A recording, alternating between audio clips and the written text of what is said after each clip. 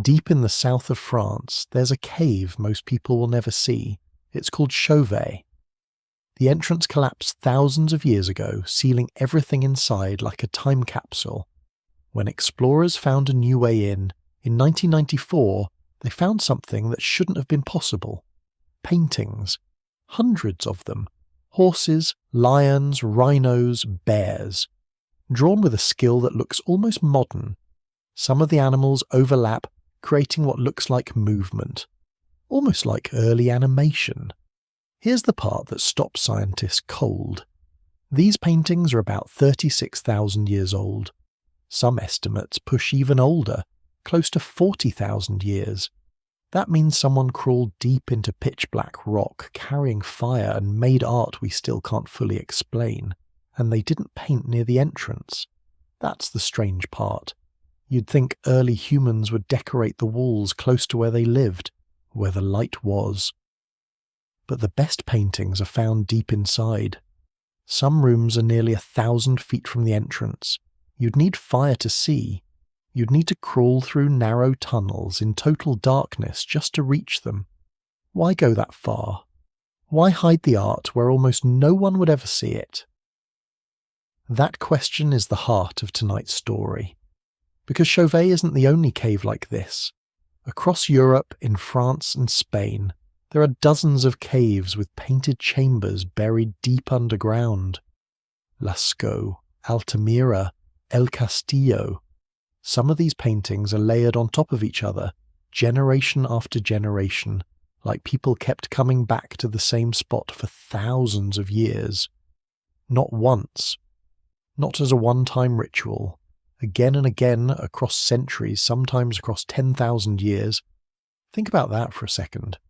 10,000 years is longer than all of recorded history, longer than Egypt, Rome, and everything after combined. And through all that time, different generations of humans crawled into the same dark rooms to paint the same kinds of animals. That's not random. That's not decoration. That looks like tradition. Like memory. Like something being passed down on purpose. And here's what really gets me. These weren't crude scribbles. Some of the horse heads at Chauvet show shading depth, a real sense of form. Whoever made them understood how sight falls on a face. They understood perspective before perspective had a name. This is the part I love, honestly. The idea that a technique we associate with Renaissance painters was already being used by people crouched in torchlight, 35,000 years before Florence even existed. So what were they trying to say? Some experts think it's about hunting magic. Paint the animal, and maybe you gain power over it. Others think the caves were used in ceremonies, maybe tied to becoming an adult or connecting with ancestors. Some researchers even think a few of the marks are early counting systems, dots and lines that might track the seasons or the phases of the moon. But none of these ideas fully explain the location. Why go so deep? Why choose total darkness, cold air, and narrow crawl spaces when a wall near the entrance would have been just as easy to paint? One theory suggests the depth was the point, that going into the dark alone with just fire and breath and heartbeat was part of the meaning. Maybe the deeper you went, the closer you got to something sacred. Maybe darkness wasn't a problem to solve. Maybe it was the whole reason they went there. I'm not sure we'll ever know for certain, but what strikes me most is this. These weren't simple people scratching at rock because they were bored. They planned this. They carried fire through tunnels where one wrong step meant falling into blackness forever. They repeated this behavior across thousands of years, in different caves, in different countries, with strikingly similar images. Horses, lions, hands pressed against stone, outlined in paint, like someone was saying, I was here, I existed, remember me. And in some caves, there are other marks too, strange symbols, repeated patterns, shapes that don't look like any animal at all. Some researchers believe these might be an early form of writing, or something close to it, a code we've never fully cracked. So tonight, we're going into that darkness, into the caves, into the tunnels, into the minds of people who lived 40,000 years ago. They weren't just drawing animals, they were recording something. Deliberately, carefully, in a language we still don't fully understand. And the question that'll follow us through this whole story is simple. Why did they hide it so deep? And what exactly were they so determined for us to find? Nobody knew any of this existed for most of history. That's the first strange fact worth sitting with. For thousands of years, people walked across the hills of France and Spain without any idea what was under their feet. Then, one by one, these caves started opening up, and each time the story of how they were found is almost as strange as what was inside them. Take Altamira in northern Spain. In 1868, a hunter's dog fell into a hole in the ground. That hole turned out to be the entrance to a cave system nobody knew was there. A few years later, a landowner named Marcelino Sanz de Sautuola started digging around inside, mostly looking for old bones and tools. His young daughter Maria was with him one day in 1879. She wandered off with a lamp, looked up at the ceiling and saw bison. Painted in red and black, life-sized, some of them curled up as if sleeping. She shouted for her father. He couldn't believe what he was looking at. Here's the part that's almost sad. When Sautuola showed his findings to experts, they laughed at him. They said the paintings looked too good, too fresh, too skilled to be tens of thousands of years old. Some accused him of faking it, maybe even hiring an artist to paint them himself. He spent years defending his discovery. He died in 1888, still doubted by most of the scientific world. It wasn't until more caves were found, decades later, with the same style of art, that people finally admitted he'd been right all along. He never got to hear that. That tells you something about how hard this was to accept. Educated men in the 1800s could not picture ancient humans as artists. To them, early humans were supposed to be rough, simple, animal-like. The paintings at Altamira looked too much like real art. So the idea got rejected, not because the evidence was weak, but because it didn't fit what people expected. Lascaux came later, in 1940, and its discovery story is almost funny in how ordinary it started. 4 teenage boys in southwest France were out walking with their dog. The dog, named Robot, disappeared down a hole. The boys went looking for him and found a narrow shaft leading underground. They climbed down with a homemade lamp, and what they found left them speechless. Room after room of painted animals, bulls over 10 feet long, horses, deer with antlers that seemed to stretch across the ceiling. One chamber is now called the Hall of the Bulls, and it's still considered one of the most stunning rooms of ancient art ever found anywhere on Earth. 4 teenagers and a dog found one of the greatest discoveries in human history. Nobody was looking for it. Nobody expected it. It had been sitting in the dark for about 17,000 years, waiting. Chauvet, the cave we opened with, was found in 1994 by 3 explorers who felt a draft coming from a pile of rocks. A draft means air is moving somewhere, which usually means there's an opening. They cleared the rocks, found a narrow gap, and climbed through into a space that had been sealed since a rock slide closed it thousands of years earlier. When their lights hit the walls, they saw lions.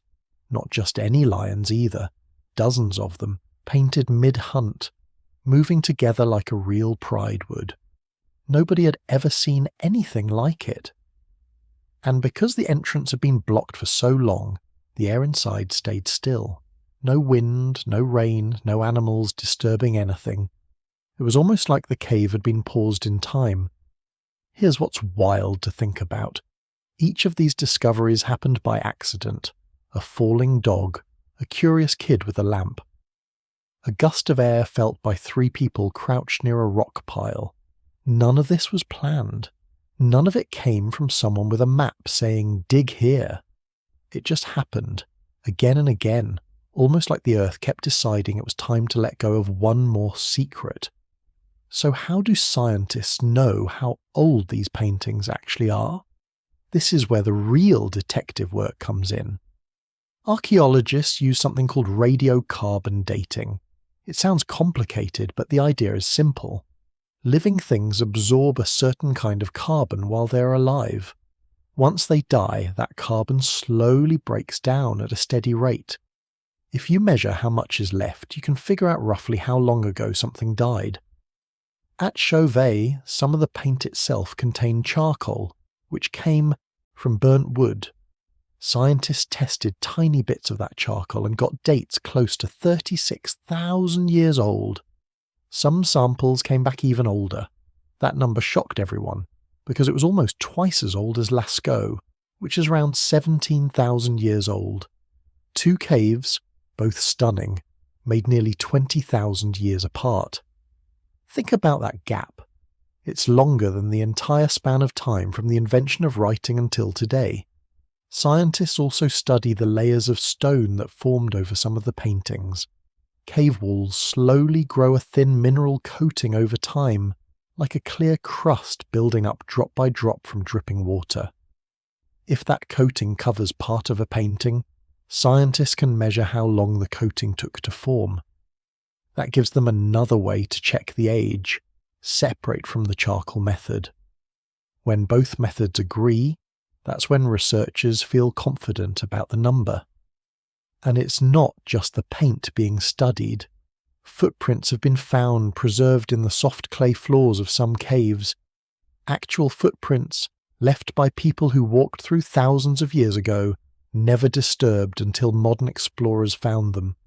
In one cave, scientists believe a child's footprints, likely a boy around 8 to 10 years old, were preserved perfectly in the mud, walking alongside what looks like the print of a large dog or wolf. Nobody knows the full story behind that print, but it's hard not to feel something looking at it. A kid, walking through the dark thousands of years ago, leaving a mark that would outlast almost everything else humans have ever made. Charcoal marks on the walls have also given us something else. The shape of torches. Some marks look like someone wiped their torch against the stone to knock off ash and get a brighter flame. That means we can trace, almost step by step, how someone moved through these tunnels in the dark. Scientists have followed torch marks like a trail, mapping out the path someone took thousands of years ago, room by room, deeper and deeper into the rock. So when you put it all together, here's what we actually know for certain. These caves were sealed off, protected by pure chance. For tens of thousands of years, they were found, almost every time, completely by accident. And through methods like radiocarbon dating, mineral layers, and preserved footprints, scientists have been able to build a timeline nobody thought was possible 100 years ago. What strikes me most isn't just the age of the paintings. It's how much effort it took just to prove they were real. People had to fight against their own assumptions about what ancient humans were capable of. And even after all this science, after all these tools and tests and dates, we still don't fully understand why this art exists. We know when. We know how deep. We even know some of the paths people walk to get there. But knowing the how hasn't answered the why. These weren't caves people lived in. Nobody has found the trash, the fire pits, the everyday clutter you'd expect from daily life. This wasn't decoration for a home. So if it wasn't for living space, what was it for? And who takes that much trouble, crawling through pitch darkness with fire in hand just to hide something beautiful where almost no one would ever see it? Let me pause here for a second. If you're using this to fall asleep, that's exactly why I make these videos. There's something nice about drifting off to a story instead of scrolling on your phone. So if it's working, stay with it. Let your eyes close whenever they want. Maybe subscribe if you like this one. And if you feel like it, let me know where you're watching from. and what time it is where you are. I always read the comments. It's kind of amazing, actually. Someone in Tokyo watching at sunrise, someone in London on their lunch break, someone in California at midnight, phone propped up, eyes already heavy. All of us listening to the same strange old story about caves and painted animals at completely different hours in completely different lives. It's a small thing, but it feels nice to imagine. Different time zones, same quiet moment. All right, let's go back into the dark. Let's start with the horses at Chauvet. Look closely at one panel and you'll see 4 horse heads layered together, each one slightly turned. The eyes are different. The angles are different. Put them side by side and your brain does something odd. It sees motion, like someone flipping through frames of a film, thousands of years before film was even a concept. This isn't an accident. Artists today call this technique twisted perspective. It's a way of showing depth and movement on a flat wall. You bend the body slightly, you shift the head, you give the viewer's eye a path to follow. Painters use this trick in ancient Egypt. Painters use it now, in comic books and animation.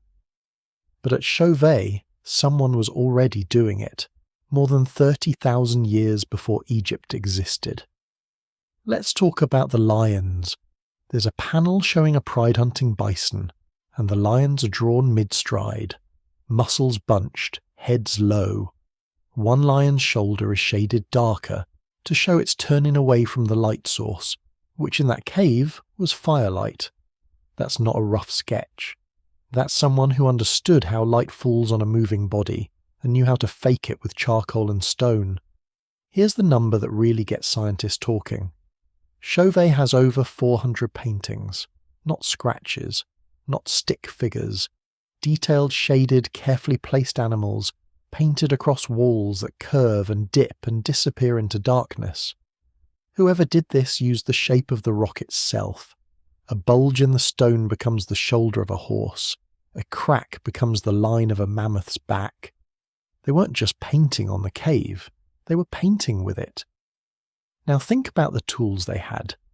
No brushes like we'd recognise, no tubes of paint. They ground up minerals, ochre for red and yellow, manganese for black. They mixed it with animal fat or spit or water, whatever worked. Some lines were drawn with fingers, some were blown through hollow bones like a spray can made of reed and breath. That technique, called spray painting by researchers, lets you get soft edges and shading. It's genuinely advanced, and it shows up again and again in these caves, used with real skill. Compare that to what else humans were making around the same time. Stone tools mostly, simple ones, spear points, scrapers, useful things, but not beautiful things. And then, suddenly, in the dark, on a wall no one but the painter and maybe a few others would ever see, there's this. Shading, movement, perspective. A leap in skill that doesn't match the rest of the toolkit at all. This is the gap that keeps researchers up at night. Usually skill develops in steps. You see crude drawings first, then better ones again, spread out over centuries.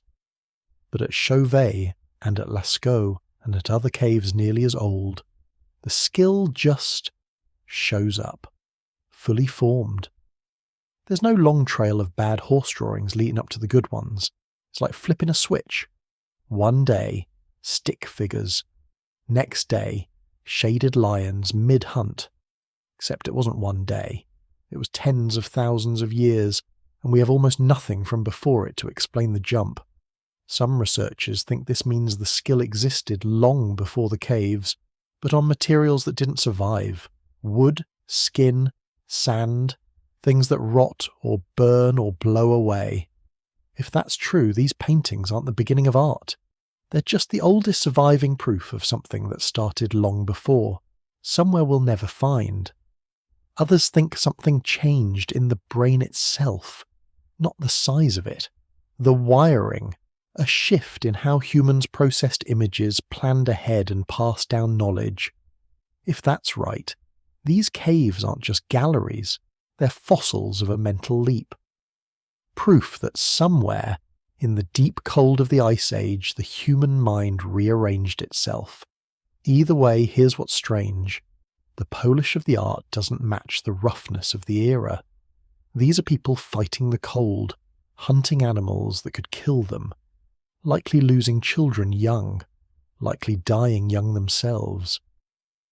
And in the middle of all that struggle, someone stopped, mixed pigment, climbed into total darkness, and spent hours, maybe days, getting the exact curve of a lion's shoulder right. That tells you something about what mattered to them. It wasn't just survival, it was getting it right. It was making something worth looking at, even in a place almost nobody would ever see it again. There's another detail worth sitting with. Some of the animals painted at Chauvet don't match the bones found at the site.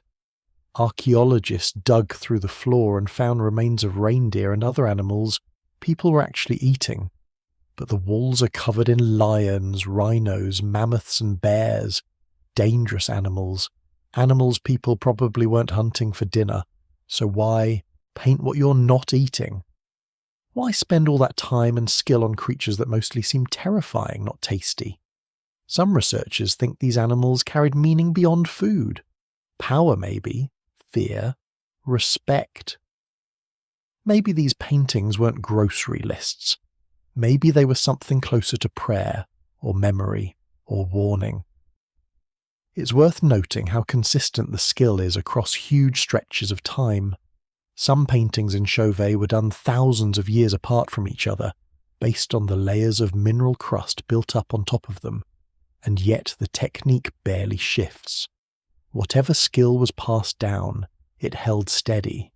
Someone was teaching someone, painter to painter, generation to generation, deep underground, in the freezing dark, holding on to a tradition that lasted longer than most empires will ever study. That's the part that quietly reshapes how you think about these people. We tend to picture early humans as simple, grunting, barely getting by. But teaching detailed artistic technique, generation after generation, requires patience. It requires memory. It requires someone caring enough to say, no, hold the torch there, angle your hand like this, blow the pigment softer. That's not survival instinct, that's culture. That's mentorship, that's something achingly close to what we'd call school. And there's a strange quiet beauty in imagining that moment. A person, maybe young, maybe old, standing in torchlight, watching an older hand shade the curve of a mammoth's tusk, learning not because it would feed them, but because it mattered.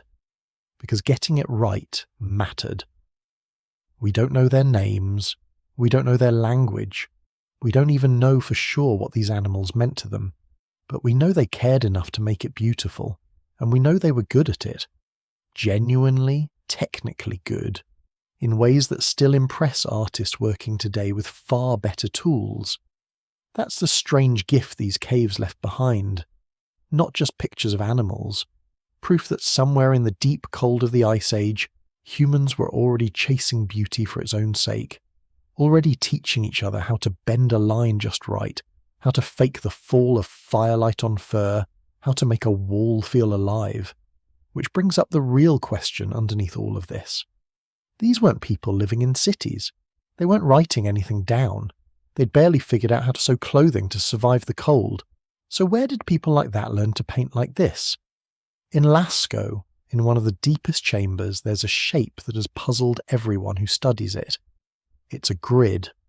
Rows of dots and lines spaced out with real care, sitting near the animals, but not part of them. It doesn't look like a lion. It doesn't look like a horse. It just looks like counting. That's the word researchers keep coming back to, counting. Because when you look closely at these dots, they're not random, they're grouped. Some panels have clusters of dots that match the number of days in a lunar cycle. Others seem to track something else entirely, and nobody agrees on what. A researcher named Alexander Marshak spent years studying these marks under a microscope back in the 1970s. He noticed the dots weren't made all at once. They were made in stages, with different tools at different times, like someone was returning to the same wall, again spread across weeks, adding a new mark each time something happened. A full moon, maybe, or a change in the weather, or something else we can't guess at all. That idea is still debated today. Some scientists think Marshak saw patterns that weren't really there. It's easy to find shapes in randomness if you're looking hard enough, but others have taken his work further, using better tools, and they keep finding similar patterns across different caves, hundreds of miles apart. That consistency is what keeps this theory alive. Here's what makes it strange.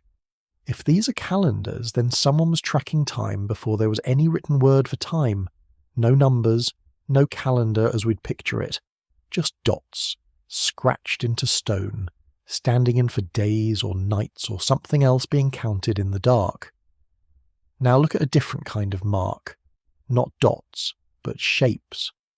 At several caves across France and Spain, you'll find the same handful of symbols showing up again and again, spread across huge distances. A shape like a P, lines crossing in an X, a row of parallel dashes. A researcher named Genevieve von Petzinger spent years cataloguing these. She travelled to over 200 caves across Europe and found something odd. Out of all the different shapes people scratched onto walls, only about 32 keep repeating. That number matters. If people were just doodling, you'd expect endless variation. Every artist making up their own shapes. But 32 signs showing up over and over across thousands of miles and thousands of years tells a different story. That's not doodling. That's a shared system. Something like a code, or an early form of writing, being used by people who never met each other, in caves separated by mountains and rivers and entire generations. Think about what that means. For a symbol to spread that far, people had to be teaching it to each other, passing it along, a traveller or a trade route, or some kind of shared culture linking groups that lived far apart. That doesn't fit the old idea of scattered bands of humans living in total isolation. It points to networks, connections, ideas moving from cave to cave the way rumours move through a small town. Von Petzinger's work also found something else. These signs show up before the animal paintings do in some sites. That flips the usual assumption. Most people picture symbols as something that came after art, a later step once humans got fancy enough to abstract things. But some of these marks are older than the horses and lions. Abstract thinking might have come first, not second. Let's talk about handprints for a moment, because they connect this puzzle in a strange way. In several caves, you'll find hand outlines stenciled onto the walls, made by blowing pigment around a hand pressed flat against the stone. Simple enough. But look closer, and in cave after cave, some of those hands are missing fingers. Not smudged, not damaged by time. Missing on purpose, folded down before the pigment was blown. There are hundreds of these incomplete handprints across Europe. Some are missing one finger, some are missing 2 or 3. The pattern repeats so often that it can't be random. Some researchers think it shows a hand signal system, maybe used for hunting, when silence mattered and gestures had to say what words couldn't. Others think it might mark tribal identity, or even injuries from frostbite in the brutal cold of the Ice Age.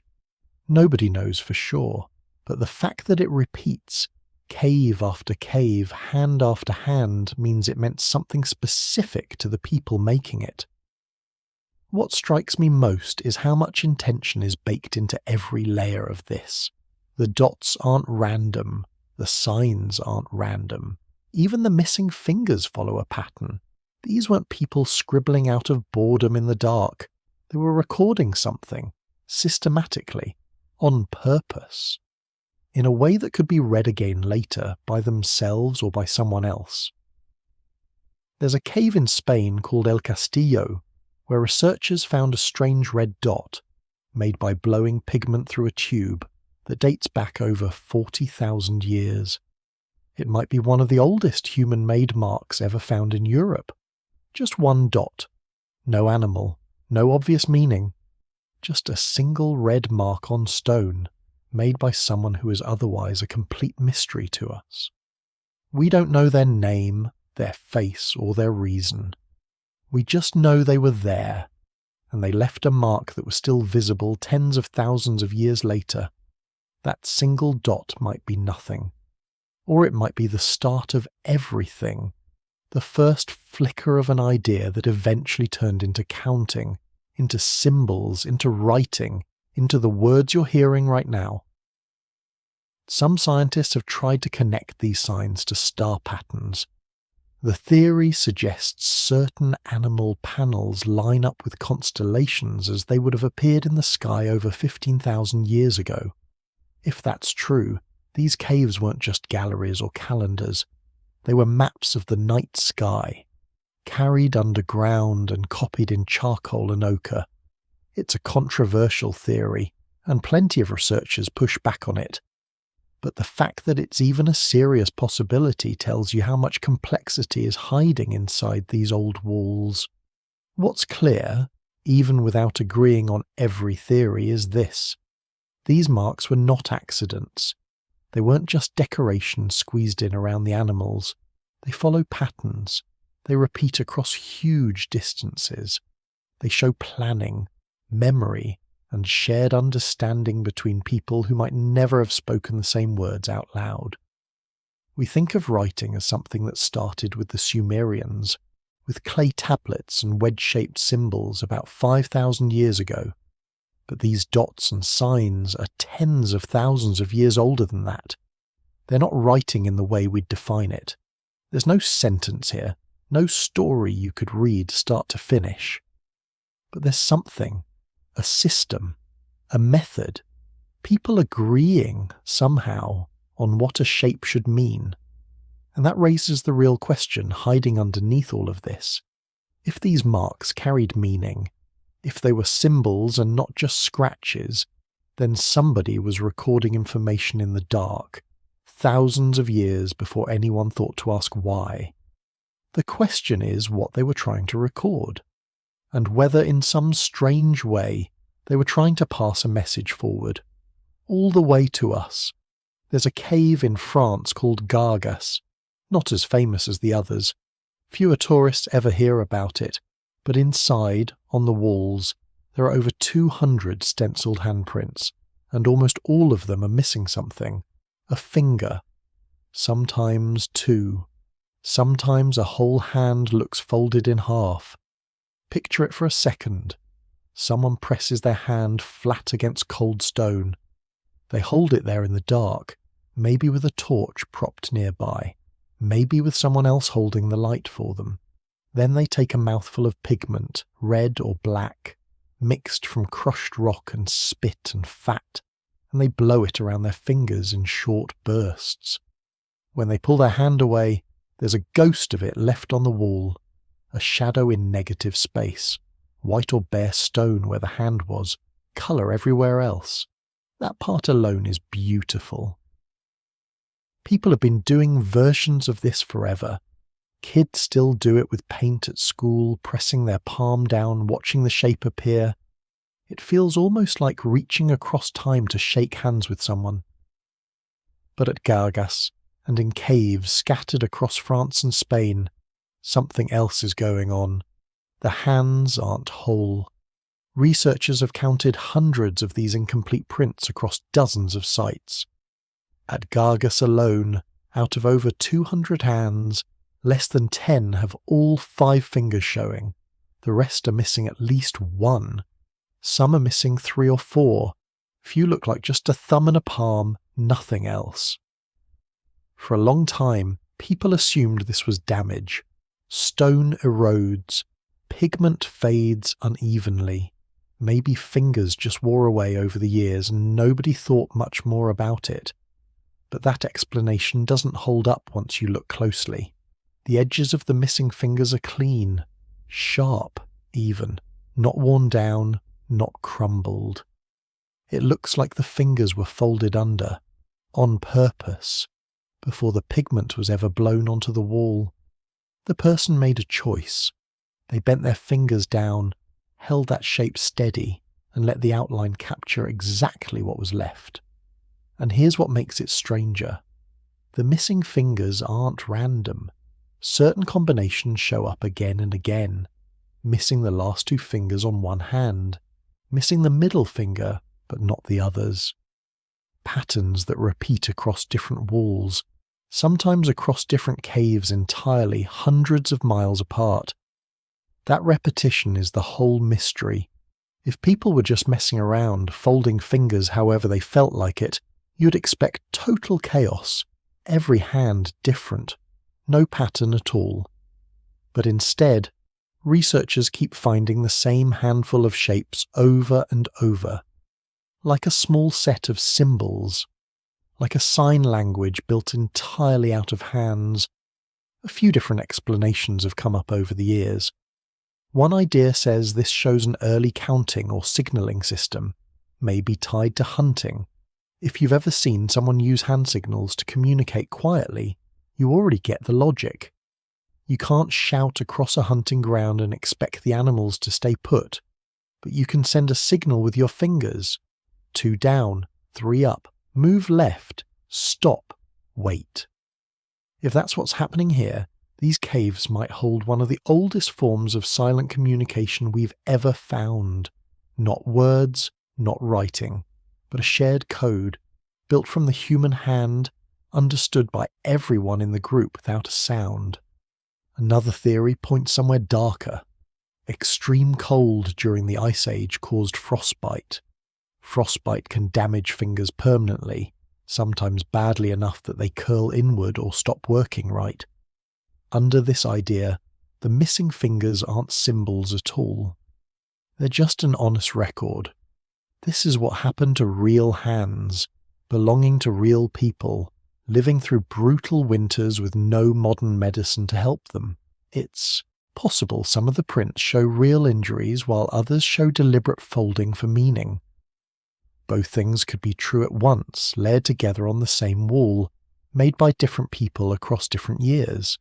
That's part of what makes this so hard to pin down. You're not looking at one artist with one intention. You're looking at generations of hands pressed into the same stone, each one adding to a pattern nobody wrote instructions for. There's something else worth sitting with. Many of these prints are small, smaller than an adult hand. Some researchers think children made a good number of them, maybe lifted up by an adult, maybe climbing up themselves to reach a low section of wall. If that's true, this wasn't some secret ritual locked away from the young. Kids were part of it. Whatever this practice meant, it wasn't hidden from the next generation. It was taught to them, hand against hand, wall after wall. Think about that for a second. A parent holding a child's wrist steady in the dark, helping them press their palm to the stone, maybe folding 2 little fingers down first, showing them how. That single motion connects a grown adult, deep in a freezing cave, tens of feet underground, to a kid who's about to leave their own mark forever. We don't know their names, we never will, but we know the shape of that moment. It repeats across too many walls to be an accident. Some researchers have also noticed something odd about where these prints tend to appear. Not always in the open, easy-to-reach spots. Sometimes low to the ground, in tight crawl spaces. Sometimes high up, in places that would have needed a boost or a rock ledge to reach. That suggests real effort. Nobody stumbles into these positions by accident. Someone had to want their hand exactly there, in that spot, badly enough to crouch or climb or ask for help. And once you notice that, the whole picture shifts a little. This wasn't idle doodling near an entrance. This was intentional placement in hard-to-reach corners of caves that were already hard to reach in the first place. People went out of their way, physically, to leave these marks in specific spots. What's wild is how human this all feels, even across such a huge gap in time. We still press our hands into wet cement outside movie theatres. We still trace our kids' handprint onto construction paper for a school project. There's something in us that wants a piece of our body to outlast our body, a shape that says, plainly, without needing any words, I was here, this was my hand. Whatever else you know about me, know this. The folded fingers complicate that simple message though. They turn it from just, I was here, into something closer to a sentence, a specific shape, chosen on purpose, meant to be understood by someone else looking at it later. That's a different kind of mark entirely. That's communication. Nobody has cracked the code, if there even is one clean code to crack. Maybe different caves use different systems.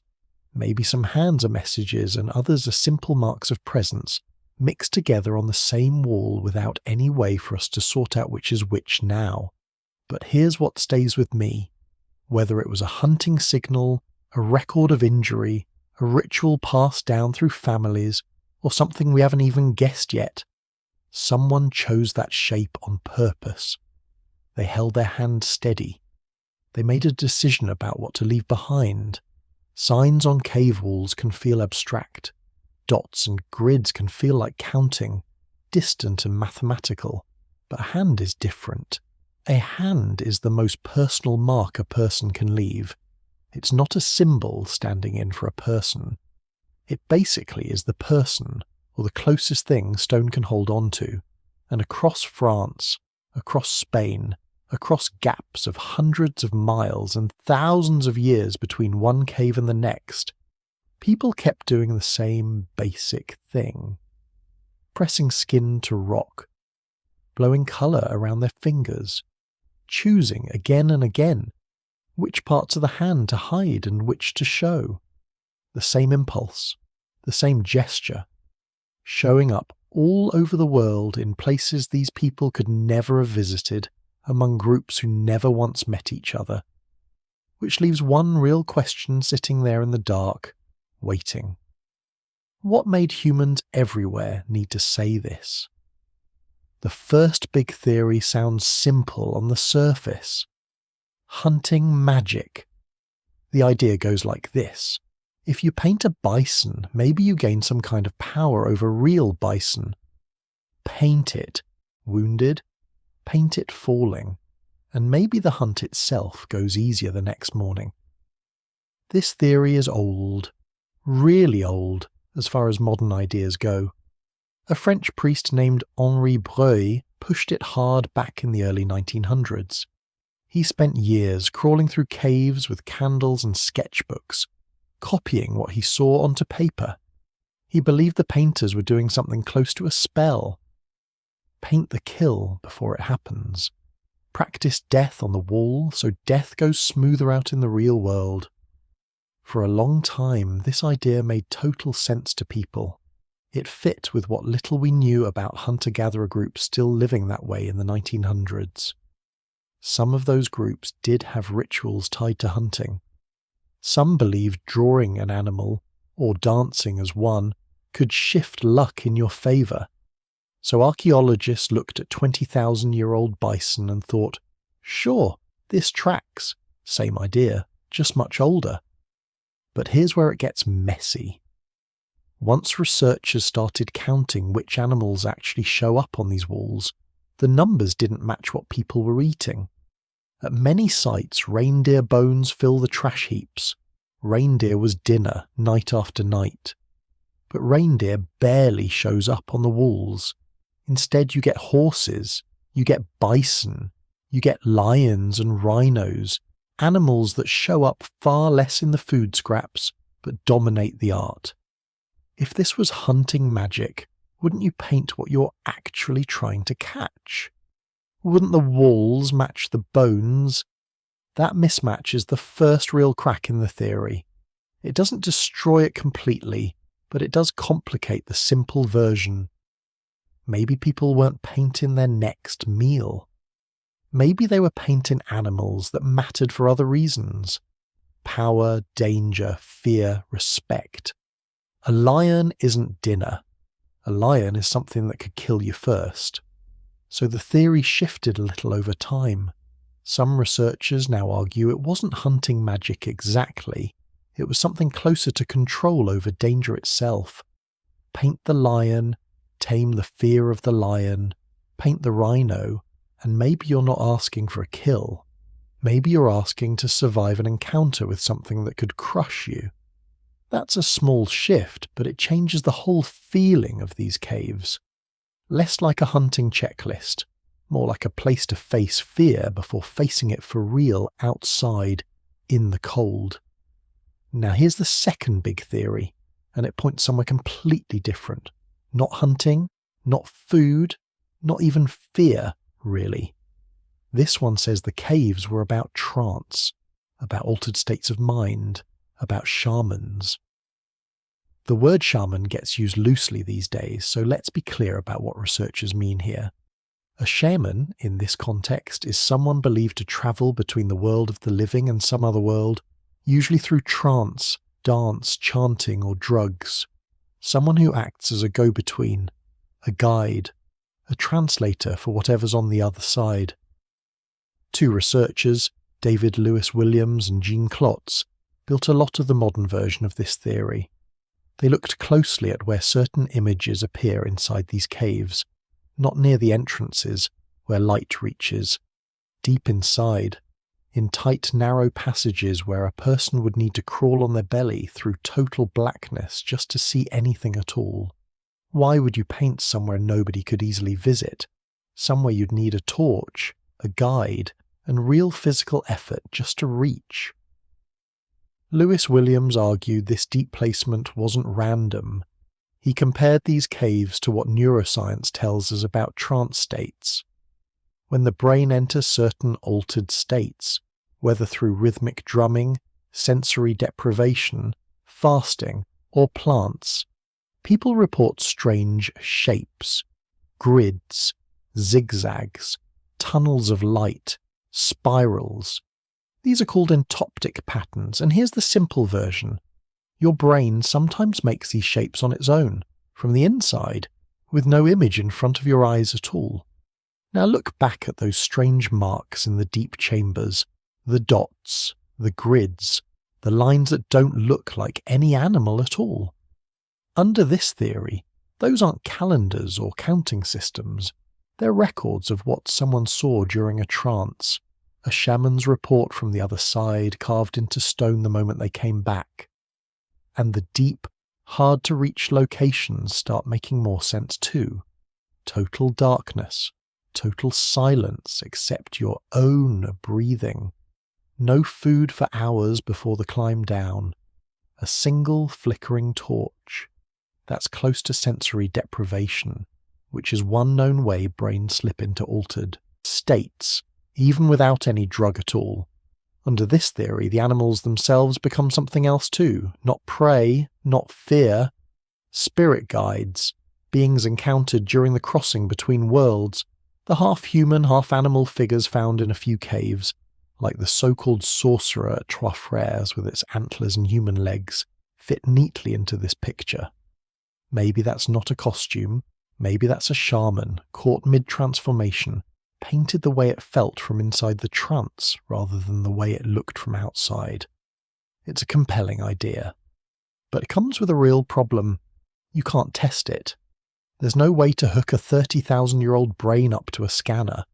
No way to ask the painter what they saw, or whether they saw anything unusual at all. The whole theory rests on comparing ancient marks to modern trance reports, and that comparison, while interesting, isn't proof. It's a pattern. Patterns can be real.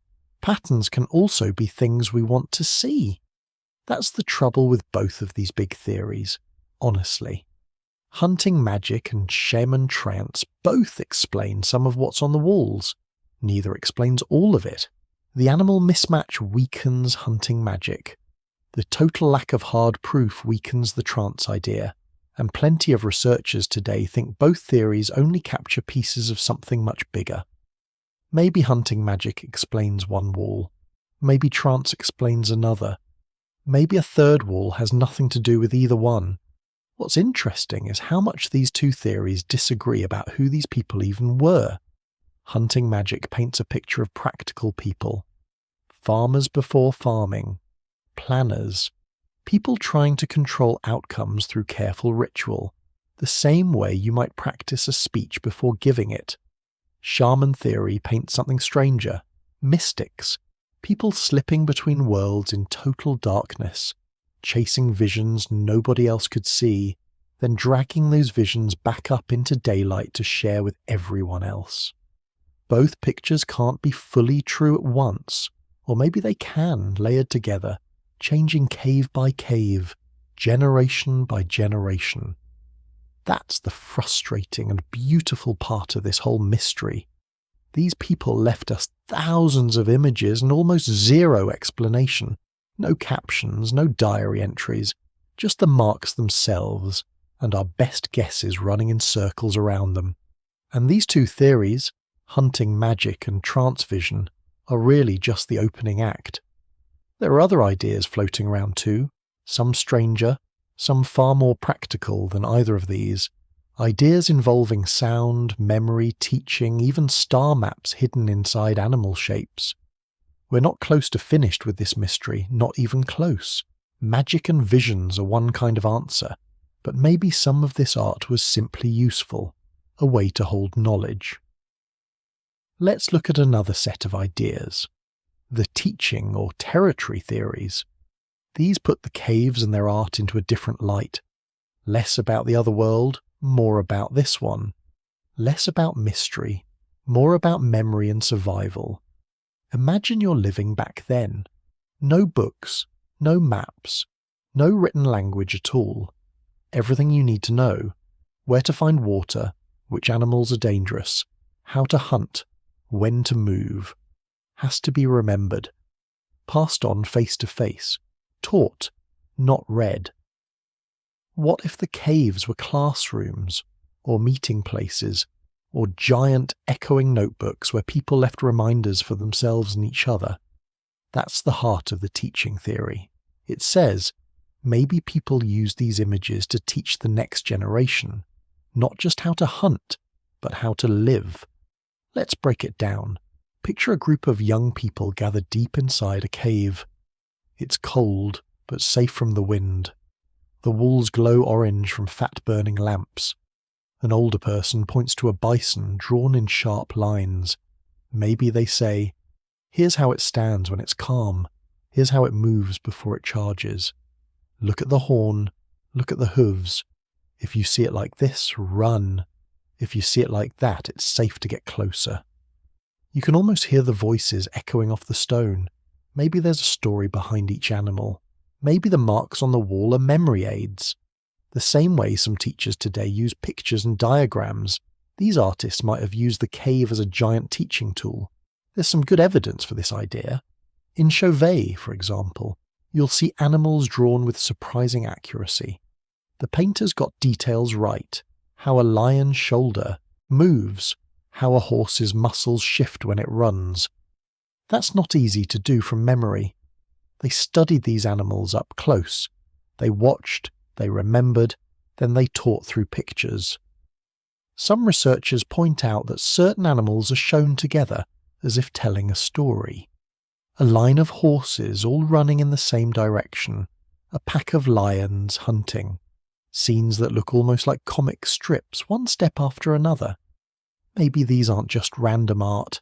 Maybe they're lessons. Here's how a hunt goes. Here's what to do when the bison scatter. There's another detail that helps this idea. In some caves, the art is placed where lots of people could see it, not just hidden in the deepest chambers. That fits the teaching theory. Why paint in places nobody goes if you want everyone to learn? Instead, you put the main lessons near the entrance. Easy to find, easy to use. But it's not just about animals. Some marks seem to show tracks, hoof prints, or patterns in the ground.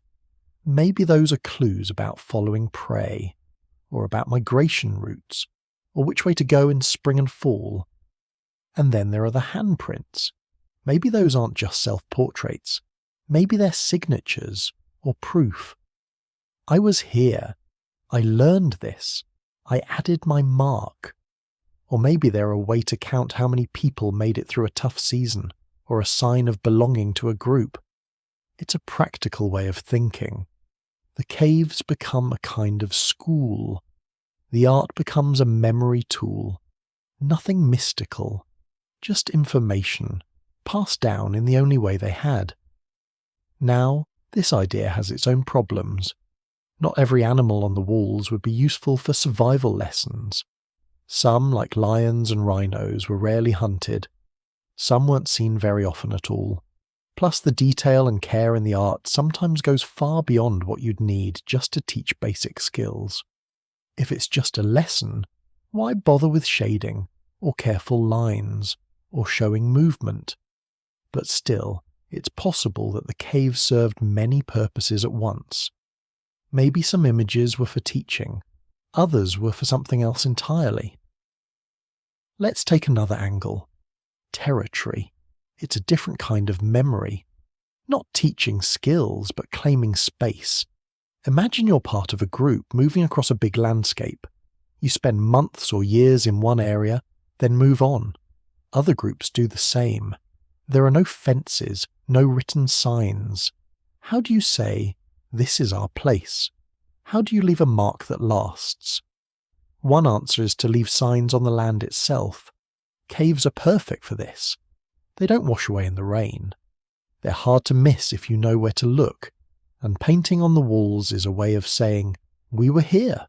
This is our spot." Some researchers think the cave art might be early boundary markers, not in the modern sense of property, but as a sign of presence. Maybe it's a warning. This cave belongs to us. Or maybe it's a welcome. This is where our group gathers. There are even cases where caves with art sit at the edges of good hunting grounds or near important water sources. Maybe the art acted like a signpost. Our ancestors painted here. We come back every year.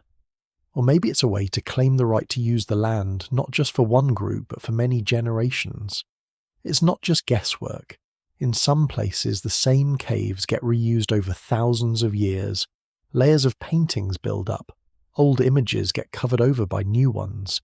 That suggests a long, ongoing relationship with the place. People keep coming back, even as groups change, even as styles shift. And sometimes the same animal is painted again and again, in the same spot by different hands. Maybe that animal had special meaning for the group. Or maybe it was a totem, a symbol for a clan or a family line. In that case, painting it again would be a way to show, we're still here, we haven't forgotten. Here's where it gets even more interesting. Some caves have marks that look like tallies or patterns. Not pictures of animals, but simple lines, dots or shapes. Some researchers think these could be records of hunts, of seasons, maybe even of births and deaths. That would make the cave a kind of ledger, a record book scratched onto stone. One researcher, Genevieve von Petzinger, spent years cataloguing these signs. She found that many of them appear in the same forms, in caves far apart from each other. Maybe they're symbols with shared meaning. Maybe they're an early form of writing before anyone had an alphabet. Or maybe they're just patterns with no clear message. We can't be sure. Still, the idea is tempting. If you can't write, you draw. If you can't keep records on paper, you use the walls. Now, let's talk about another version of the teaching theory, a kind of initiation idea. This one says, maybe the caves were places where teenagers or young adults were brought to learn or to prove themselves. Imagine a group leading their children deep into the cave for the first time. It's scary. It's dark. The air feels heavy, full of dust and echoes. The adults light lamps. The walls come alive with animal shapes and handprints. Maybe there's a ceremony. Maybe the young people are told the stories behind each image. Maybe they're asked to add their own mark, or to touch the wall, or to repeat a lesson. Some researchers think the deepest, hardest to reach chambers might have been used for special rituals. Only certain people could go there, maybe only after passing tests or reaching a certain age. In that sense, the cave becomes a kind of secret school, or a place for rites of passage, not just about learning skills, but about joining the group as a full member, and there's some evidence that supports this. In several caves, the handprints are smaller than adult hands. They belong to children or teenagers. Maybe those kids were taken into the darkness as part of a test, or as a way to show they were ready for new responsibilities. Now, none of these ideas can be proven with certainty. We're piecing together puzzles from what's left behind. But when you put all the clues together, the animal scenes, the handprints, the tally marks, the careful placement of art, it starts to look like the caves were more than just art galleries. They were places where knowledge was stored, shared, and passed on. Let's take a step back and think about the world these painters lived in. Every winter was a risk. Every hunt could fail. The environment was always changing. Memory and skill were life or death. Passing on knowledge wasn't just a nice idea, it was survival. When you see the caves this way, the art takes on a new kind of importance. It's not just pretty pictures, it's memory, teaching, warning, pride, all rolled into one. But there are still puzzles. Some caves have art in places so hard to reach, it's almost impossible to imagine a big group gathering there. Some images are so abstract, so strange, they don't fit any clear lesson or story. And the amount of effort put into the paintings, sometimes crawling for hours through tight passages, carrying heavy lamps and pigments, seems like a lot for a simple classroom or message board. That's where the teaching and territory ideas start to run into their own limits. But before we move on, let's talk about one last theory in this set. Some researchers think the art might have been used not just to teach about animals or mark territory, but to track time itself. Imagine you're trying to predict when the herds will return, or when the salmon will swim upstream, or when the weather will change. You need a calendar, but you don't have one. What do you have? The moon, the stars, the seasons, and the walls of your cave. Some panels, as we mentioned earlier, have dots and lines that seem to match the cycles of the moon. Others have animals that only appear at certain times of year. Maybe the art was a way to remember when to move camp, when to hunt certain animals, when to expect danger. If that's true, then the caves are more than art, more than memory. They're early science. A way of tracking patterns in nature, of predicting the future based on the past. The first calendars written in dots and animals instead of numbers. Now, let's be careful here. Some researchers think this idea stretches the evidence too far. Maybe the dots are just decorations. Maybe the animal groupings are coincidence. Or maybe we're seeing patterns because we want to see them. Still, it's a fascinating thought. Maybe the caves were the first almanacs. Maybe people gathered inside to check the walls the way we check our phones for weather and news. When you add up all these theories, teaching, territory, initiation, calendar, you get a picture of caves as living spaces for memory and meaning. Not just shelters from the cold, but places where people turn stone into story and darkness into knowledge. But here's the honest truth. Each theory explains some paintings, but not all. Some art looks like a lesson, some looks like a warning, some looks like a prayer or a vision, or something else entirely. No single answer fits every cave. And that's the puzzle. We're left with thousands of images, layers of meaning, and no way to ask the artist what they really meant. Every explanation works for some caves and falls apart in others. The honest truth is that we're guessing. We can build theories. We can compare evidence. But in the end, the caves keep their secrets. Maybe that's part of the magic. One theory keeps drawing attention because it is so bold. It says these people were watching the sky itself. That's a huge claim. It means the oldest cave artists weren't just thinking about animals or people or the hunt. They were thinking about the stars, the moon, the sun, things way above their heads. It's a theory that feels almost too modern. But the more you look at certain paintings, the more you start to wonder.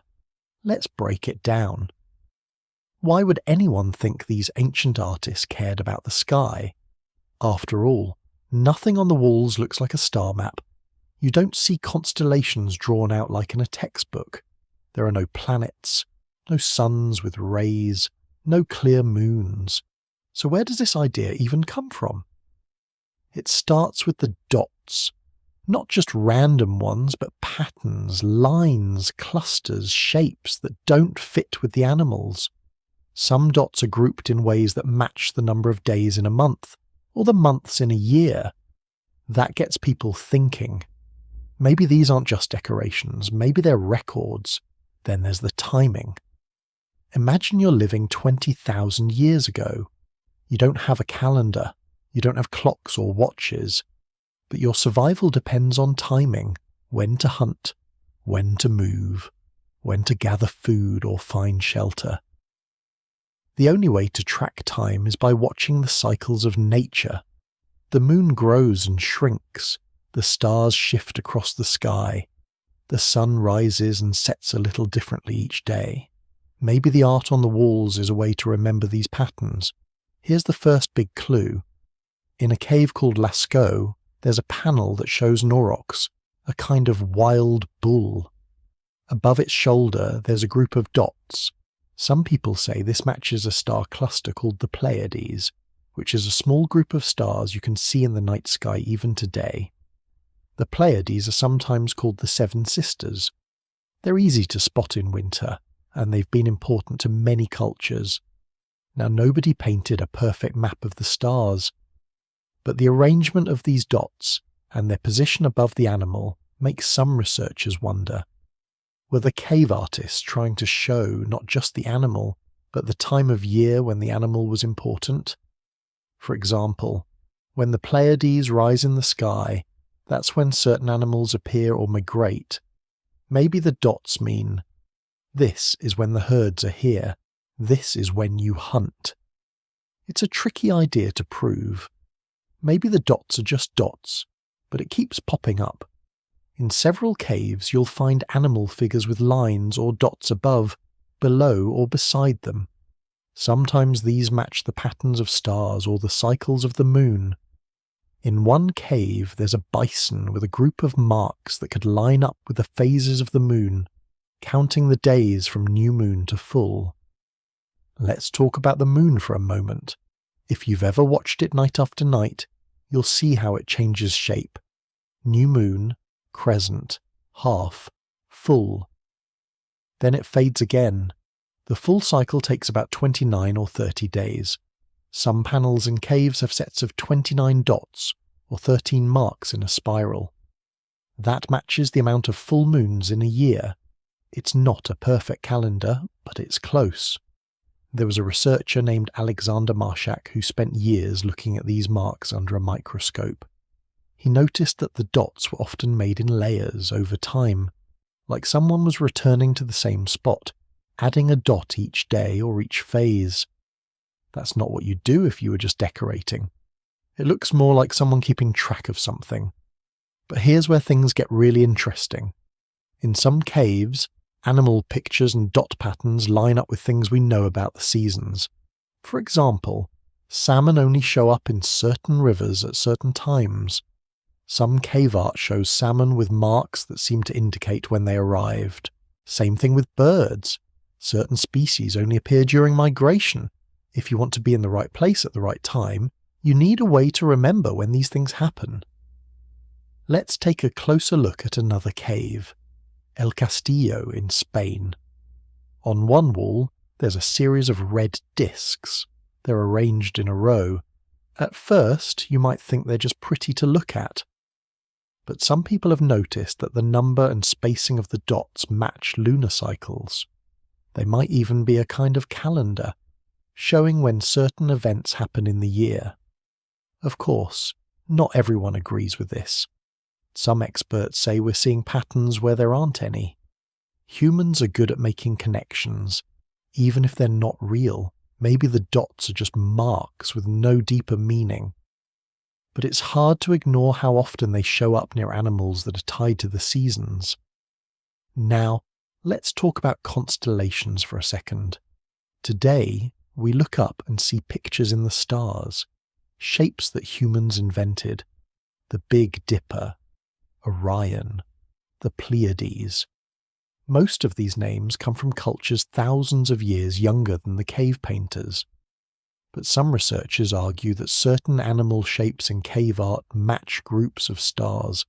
For example, a horse shape next to a pattern of dots could line up with the stars we call Pegasus. It's a leap, for sure. There's no way to ask the painters, is this what you meant? But there are hints. In some places, the same animal and dot pattern repeats in caves far apart from each other. Maybe these were shared stories about the sky, or maybe they were ways to remember when to do important things, like hunt, gather, or move camp. Here's another angle. Imagine the world back then. No city lights, no pollution. The night sky would have been incredibly clear. The stars would seem brighter and closer. You'd see patterns and changes most people today never notice. If you spent every night outside, you'd start to notice which stars rise first, which ones mark certain seasons, and how the moon changes. Maybe you'd even give names to different stars the way you do with animals. In fact, some modern groups who still live close to nature use the stars as guides. The San people of southern Africa, for example, have stories about the stars that connect to animals and seasons. Australian Aboriginal stories use the sky as a kind of clock and map. They read the changes in the night sky the way we read weather apps. It's not a stretch to imagine that Ice Age people did something similar. Now, some researchers have tried to use computers to match the patterns of dots and lines in cave art to real star maps. It's not easy. The stars shift position over thousands of years because of something called precession, the slow wobble of Earth's axis. That means the sky looked a little different back then. But even with those changes, some patterns seem to line up. For example, the Pleiades always cluster together, and Orion's belt is still 3 stars in a row. There's a cave called La Pasiega, also in Spain. On one wall is a strange ladder-like symbol, with rows of horizontal lines. It doesn't look like an animal. Some think it matches the phases of the moon, or even a sequence of stars. It could be nothing, or it could be a simple chart helping people keep track of time. Let's step back and ask, why would anyone care about the sky that much? The answer is simple. Timing is everything when you live by hunting and gathering. Animals migrate, plants ripen, rivers freeze and thaw. If you miss the right moment, you might go hungry. The stars and moon are the only clocks you've got. But here's something else to think about. The sky is mysterious. It's full of things you can't touch or control. Maybe watching the stars wasn't just practical. Maybe it was awe, wonder, the same feelings people have today when they look up at a clear night.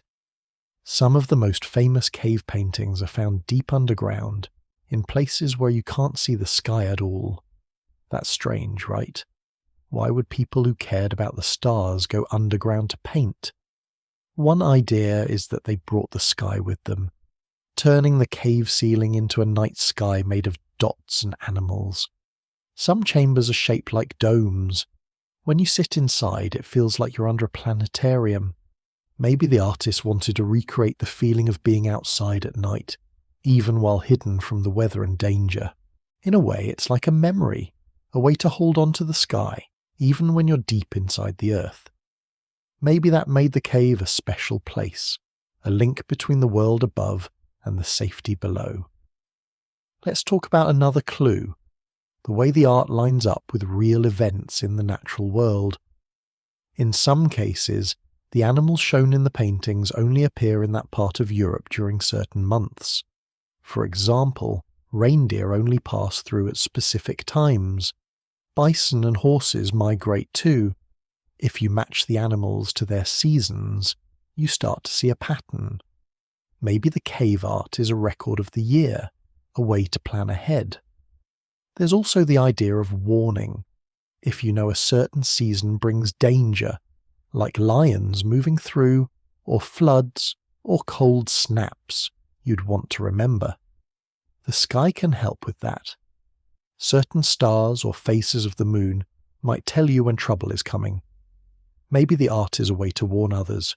When you see this, watch out. One of the strangest details is how much effort went into making the paintings. People crawled into tight spaces, carried heavy lamps, mixed pigments from rare minerals. They spent hours, even days, making the art. That's a huge investment. Why do all that just for pretty pictures? Maybe the answer is that the information was too important to lose. Or maybe painting itself was part of a ritual, a way to make sure the knowledge lasted. Now, some critics say this is all just wishful thinking. They point out that many dots and lines don't match any known star or cycle. Some art is clearly about animals, or hunting, or stories. Maybe the sky theory only works for a few caves. But even if that's true, it's still amazing to think that some of the oldest art on Earth might be about the stars above. Let's not forget the human side. Imagine being a child, sitting with your group by the fire, listening to stories about the sky. Maybe an elder points to the ceiling of the cave and says, "That's when the salmon come back. That's when the cold returns. Watch for these signs." The art becomes a lesson, a story, and a warning all at once. There's also the fact that people everywhere have always looked up. Every culture has stories about the stars and planets. The Greeks turned them into gods and heroes. The Egyptians aligned their buildings with the sun. Indigenous groups around the world use the sky as a guide. It's not a stretch to imagine that the first artist did the same. Let's look at one more detail. In some caves, the art seems to be layered, with new paintings covering old ones. Maybe each group added its own records, updating the calendar, marking a special event, or changing the message as the years went by. It's like a living document, always growing and shifting. One thing is clear. These artists were careful observers. They watched animals closely. Maybe they watched the sky just as closely. They noticed patterns. They remembered details. They found ways to turn those memories into marks on stone. It's easy to forget how much you can see if you spend your whole life outside. Today, most of us don't even notice the stars unless we're camping or the power goes out. But for ancient people, the sky was a constant companion. It marked the passing of time. It warned of change. It promised the return of spring. And if you needed to teach the next generation how to survive, you'd want to give them every tool you could. Maybe that meant showing them not just how to hunt, but when. Not just how to find water, but when rivers would be full. The sky could tell you all of that if you knew how to read it. So, was the cave art really about astronomy? We can't say for sure. The evidence is there, but it's not proof the way a written diary would be. We see dots and lines and animals and we try to make sense of them. Maybe we're right. Maybe we're seeing what we want to see. But here's what matters. The idea that people so long ago looked up and wondered. That they tried to understand the world not just by living in it, but by watching, remembering, and marking what they saw. Maybe that's what makes us human. If they really were watching the sky that closely, the question becomes, what were they watching for? Let's step into their world for a minute. Imagine you're not just watching the sky for fun. You're watching because everything you know depends on it. Your food, your family, your future. But here's the twist. Sometimes the sky changes in ways that don't make sense, and sometimes the world itself changes with it. That's what some believe happened to the people who made the earliest cave art. They weren't just tracking the regular patterns, the rising of certain stars, the path of the moon, the return of the animals.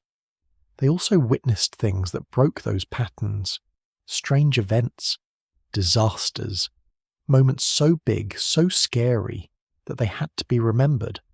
So what did they see? What could have made them want to carve warnings deep into the earth? Let's start with the climate. The world during the last ice age wasn't just cold, it was moody. The weather could swing wildly from year to year, even from decade to decade.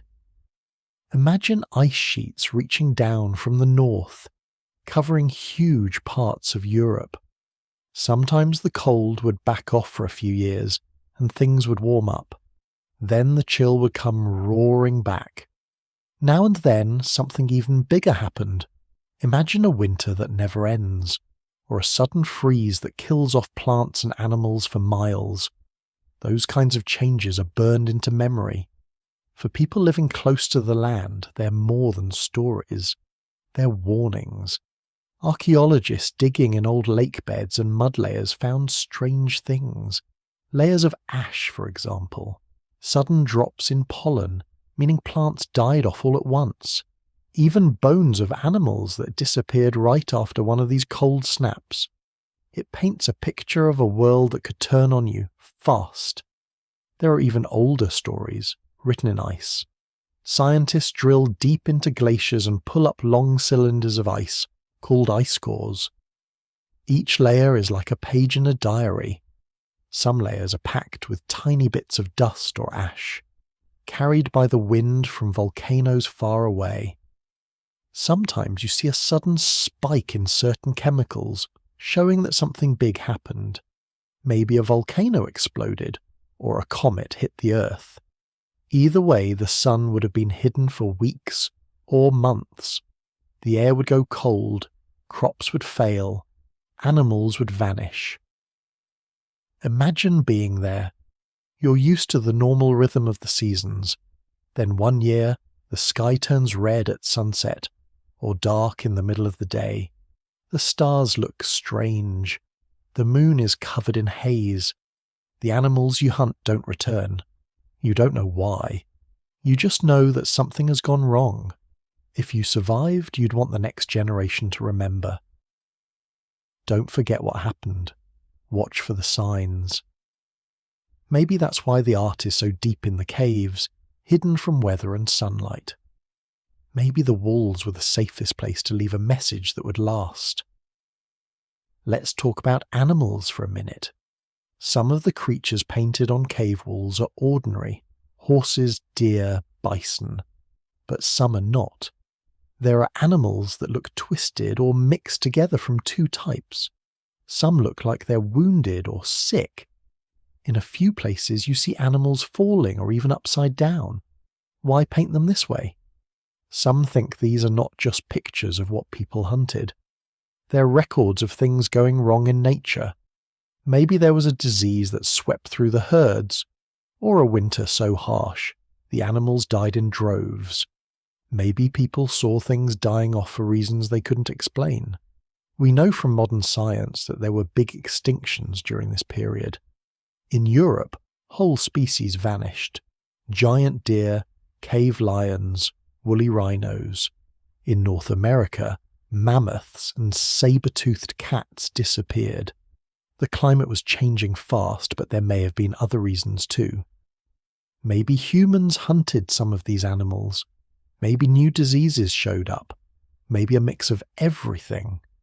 Now think about what that means. If you're living through a time when animals you rely on are disappearing, it feels like the end of the world. You'd want to remember which animals were lost, and maybe even warn others not to forget. Some caves have strange marks that look like tally marks, or counting sticks next to certain animals. Maybe they're recording how many were seen, Or how many were lost?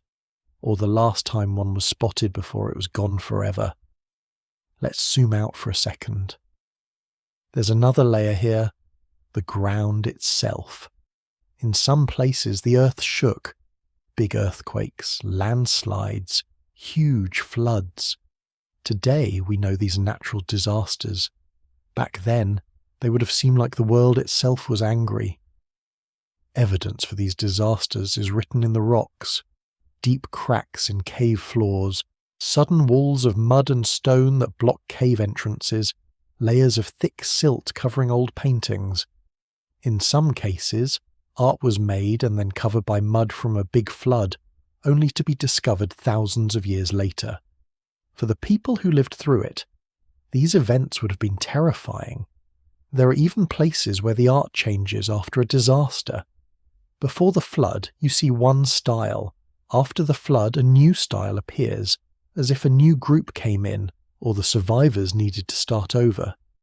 Maybe they wanted to mark the break. Here's where everything changed. Here's the thing. Humans are pattern seekers. When something bad happens, we look for signs. Maybe that's why so much of the cave art seems to focus on cycles and warnings. If you survive a disaster once, you want to know if it's coming again. You look for clues in the sky, in the animals, in the weather. If you think you spot a pattern, you remember it. You teach it. Now, let's talk about myth. Every culture has stories about the end of the world, or the beginning of a new one. Floods that cover the land, fires that burn everything, darkness that lasts for days. Some of these myths might be memories of real events, passed down for generations. Over time, the details blur, but the warning stays.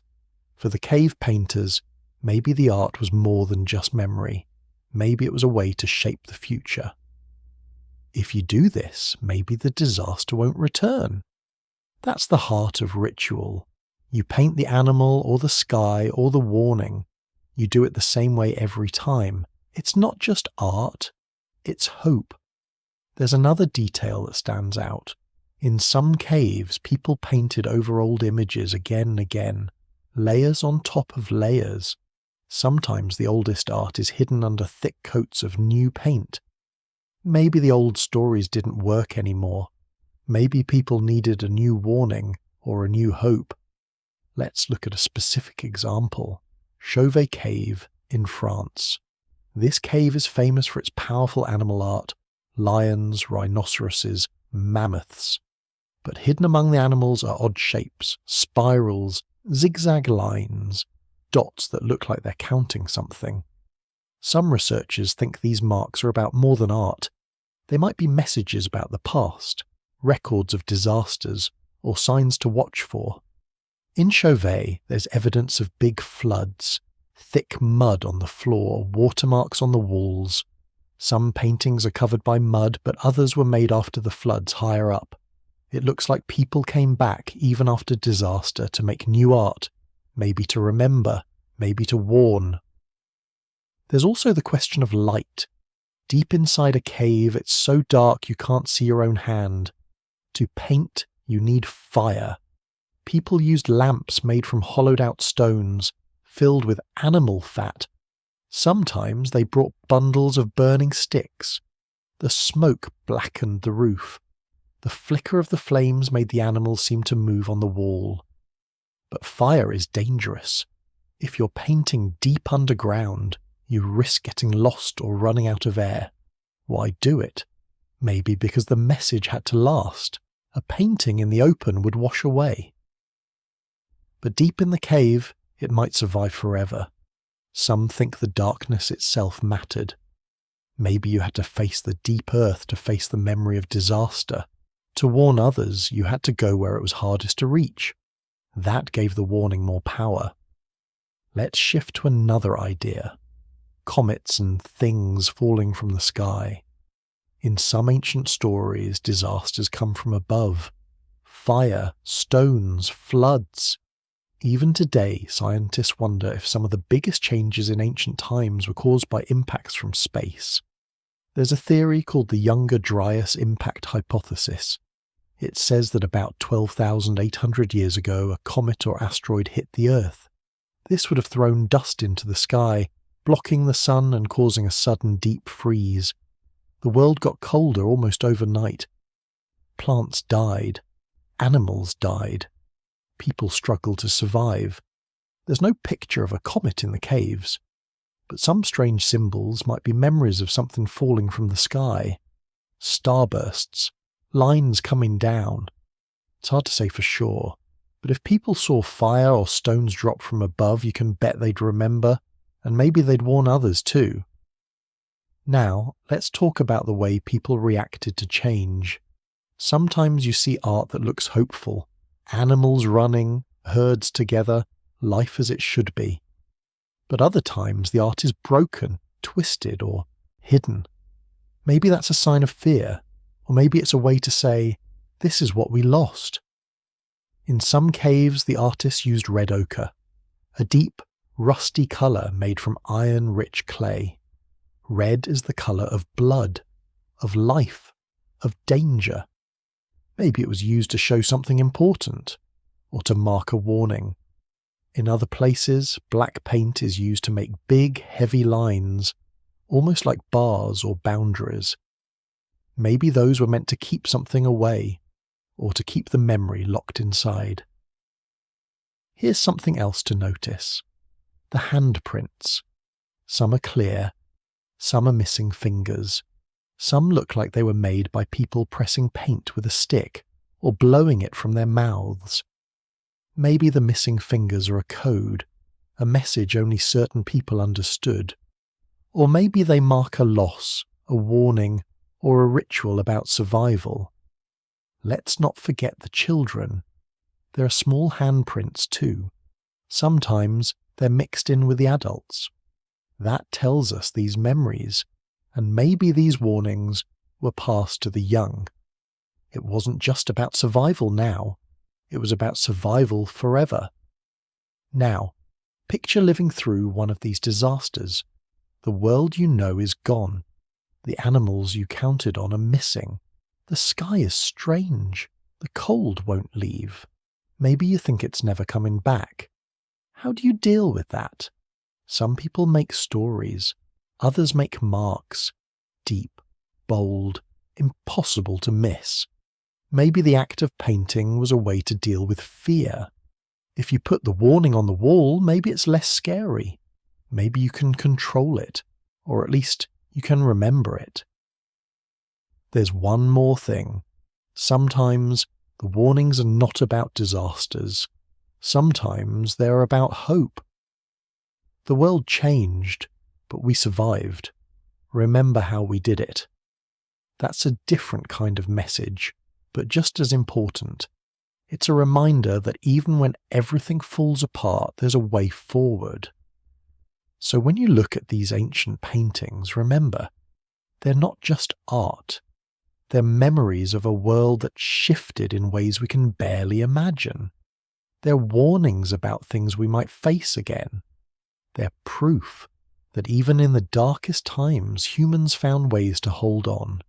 And if you had witnessed the end of your world and had no writing, wouldn't you paint it as deep and permanent as you could? Before we start guessing what those ancient paintings meant, we need to be honest about who made them. Not wild, simple people, not brutes, real humans, people like us. It's easy to picture cave artists as half animals, crawling through darkness, grunting at shadows. But that's just a story we tell ourselves. It doesn't fit the facts. The people who left their marks on cave walls were as human as we are. Maybe their lives were different, but their minds worked much the same. Let's look at the proof. First, their bodies. Scientists have found skeletons from the same period as the cave art. The bones are almost identical to ours. You could swap a skull from then with a skull from now, and most doctors wouldn't notice a difference. Same brain size, same hands, same faces for the most part. But that's just the surface. What about their minds? Here's what's strange. For most of our history, Humans didn't paint on cave walls at all. For nearly 200,000 years, people survived, hunted, raised families, but left almost nothing behind that looks like art. Then, suddenly, something shifted. Around 40,000 years ago, images started to appear. Not just scribbles. Horses that look like they're running. Bison with real weight and muscle. Lions, bears, and animals that don't even exist anymore. That leap is huge. It's one thing to make a sharp tool or light a fire. It's another to imagine a horse in your mind, then paint it on a wall so others can see it. That takes vision. It takes planning. It takes a kind of memory we call imagination. That's what sets these people apart from everything that came before. Let's get more concrete. Archaeologists have found flutes made from bird bones, with holes in the right places for playing real notes. That's music. Not just noise, but music you could play a tune on. Some of these flutes are over 35,000 years old. So while people were painting animals on cave walls, they were also making music in the dark. And then there's jewellery. Beads carved from ivory or stone, sometimes strung into necklaces. Shells carried inland from the sea, far from where they washed up. Someone must have traded for them, or travelled a long way to get them. These details show us people cared about more than just survival. They wanted beauty, or maybe status, or maybe just something to hold on to. They also shaped tools with real care. There are spear points so sharp and perfectly made, you'd trust them to hunt big game even today. Some are decorated with tiny lines or patterns. Others have handles wrapped in plant fibres or animal sinew. These aren't the tools of simple minds. They're the work of people who took pride in what they made. But the best proof is in the bones and teeth left behind. When scientists look at ancient skeletons, they find signs of care. Healed bones, teeth filed or fixed, injuries that would have killed someone if they'd been left alone. But instead, the person survived. That means someone helped them. Someone brought food, cleaned wounds, waited until the person got better. That's empathy. That's family. So we know these people were thinking, feeling humans. But what about their social lives? Did they live alone or in groups? The evidence points to groups. Not giant crowds, but close-knit bands, maybe 20, 30, sometimes 50 people.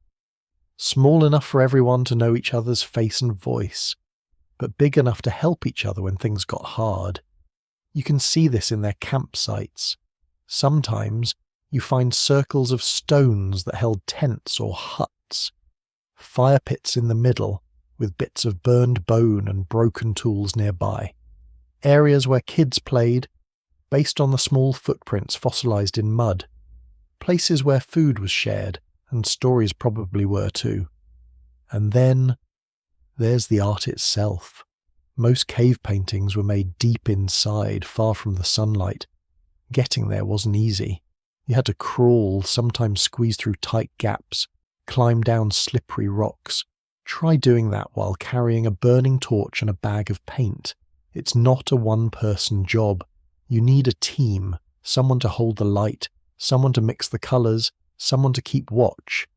Even the process of painting on stone took planning. First, you had to find the right spot. Some walls are smooth and dry. Others have natural curves that make animals seem like they're moving when you light them up. Then you need pigment, red ochre, black charcoal, yellow clay. You grind it, mix it with fat or spit, make it stick to the wall. Sometimes people used brushes made from animal hair or chewed sticks. Other times they painted with their fingers or even blew pigment through hollow bones. This wasn't just something you did in a hurry. It took time, maybe hours, maybe days. And when you're done, the result is something that still takes your breath away, even now. What does this tell us? It shows that these people had culture. They had rules, habits, and probably traditions. You don't get art like this by accident. Someone had to teach the younger ones how to grind pigment, how to use fire without choking on smoke, how to find your way in the dark. Skills passed down, not just guessed at. There's also evidence of travel. Some caves have pigments that didn't come from anywhere nearby. The closest source might be 50 or even 100 miles away.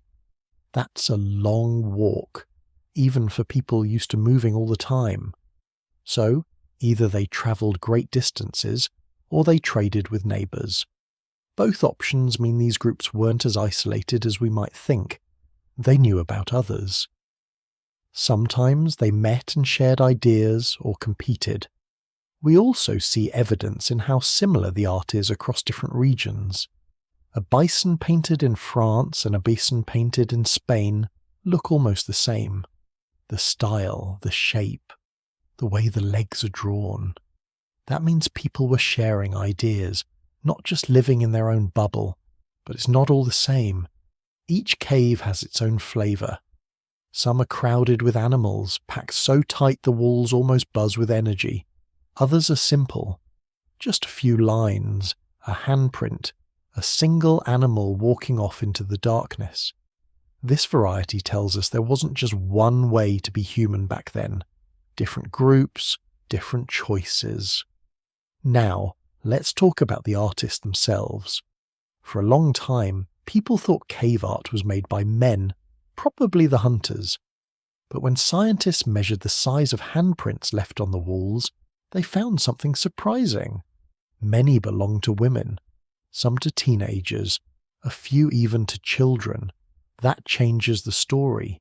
It means making art was something everyone could do, not just one special group. Maybe the cave was a place for the whole community. Or maybe different people had different jobs. Maybe some painted, some sang, some watched the fire. It's hard to know for sure, but it's clear that art was part of life, not just a side project. Now, think about the tools they used. Not just brushes and pigments, but lamps made from carved stone. Some of these lamps are shaped to fit in the hand. Others sit flat, burning animal fat and giving off a steady glow. People even used moss or bark as wicks. That sounds simple, but it's clever. It shows problem solving. In some caves, archaeologists found footprints pressed into ancient mud. Sometimes you see the prints of adults next to those of children side by side. In a few rare cases, there are prints that circle around, as if people were dancing or moving together. That's not just survival, that's celebration, or maybe ritual. Let's look at what these people ate. Bones found near camps show they hunted large animals, bison, horses, reindeer. They also ate smaller things, fish, birds, nuts, berries. They didn't just eat whatever they found. Sometimes you see piles of certain bones, as if they gathered to feast on one type of animal, maybe for a special event, maybe to mark a season changing. There's also evidence of personal care. Combs carved from bone, used to groom hair. Needles made from ivory, sharp and thin, probably used to sew skins together for clothes. Some needles have tiny holes drilled for thread. That's patience. That's skill. And don't forget about shelter. In cold regions, people built sturdy huts from bones and hides. In warmer areas, they used branches and grass. Sometimes they dug pits to escape the wind.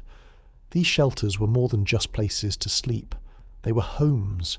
You see the remains of hearths, places where people sat together, cooked food, laughed, maybe told stories.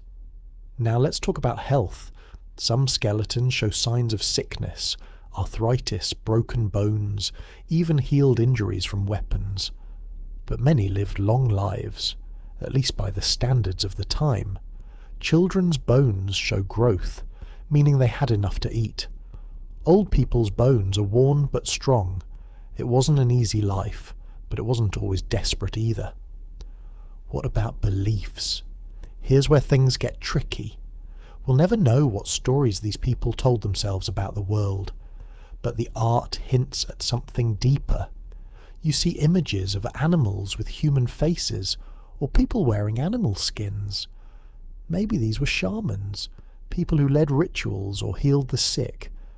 Maybe they told stories about the spirits of animals or the rules of the world. Maybe they believed the cave itself was special.